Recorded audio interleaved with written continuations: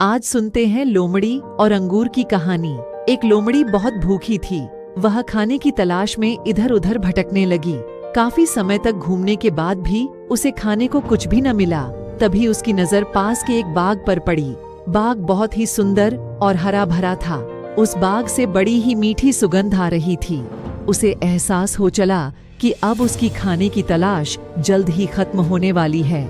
वह तेजी से बाग की ओर अपने कदम बढ़ाने लगी। जैसे जैसे वह कदम आगे बढ़ाती, बाग से आने वाली महक और भी तेज होती जाती। उसने मन ही मन सोचा कि इस बाग में कुछ तो खास होगा जो उसे खाने को मिलेगा। इसी सोच के साथ वह और तेजी से आगे बढ़ने लगी। जैसे ही वह बाग में पहुंची तो उसने देखा कि बाग तो अंगूर की बेलों से लदा हुआ है।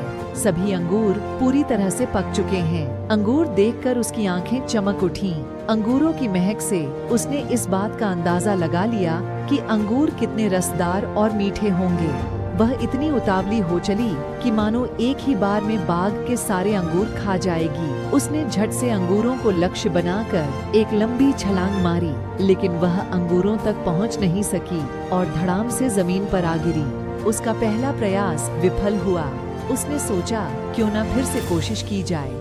वह एक बार फिर जोश से उठी और इस बार उसने अपनी पूरी ताकत से पहले से तेज अंगूरों की ओर छलांग लगा दी। लेकिन अफसोस कि उसका यह प्रयास भी बेकार गया। इस बार भी वह अंगूरों तक पहुंचने में नाकामयाब रही, लेकिन उसने हार नहीं मानी। उसने खुद से कहा कि अगर 2 प्रयास विफल हो गए तो क्या, इस बार तो सफलता मुझे मिलकर ही रहेगी। फिर क्या था, इस बार फिर वह 2 गुने जोश के साथ खड़ी हुई। इस बार उसने अब तक की सबसे लंबी छलांग लगाने की कोशिश की।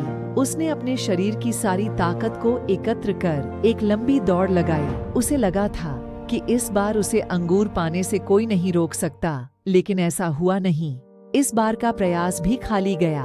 वह जमीन पर आ गिरी। इतने जतन करने के बावजूद वह एक भी अंगूर हासिल नहीं कर पाई। ऐसे में उसने अंगूर पाने की अपनी आस छोड़ दी और हार मान ली।